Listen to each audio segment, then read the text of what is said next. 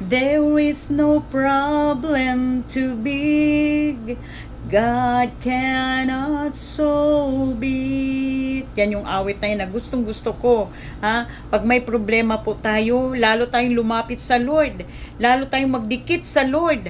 Ha? Kasi siya ang tagapag lutas ng ating problema. Sinabi nga niya, hindi kita iiwan anak, ni pababayaan man. Ha?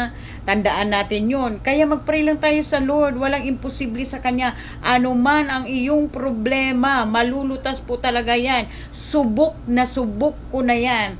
Kahit dito sa tindahan namin, magkasunod-sunod na deliver, magkasunod-sunod na bayarin. Wala naman po akong hawak na pera. Pero ang nag-pray ako, Lord, please Lord, may babayaran kami. Tulungan mo kami Lord.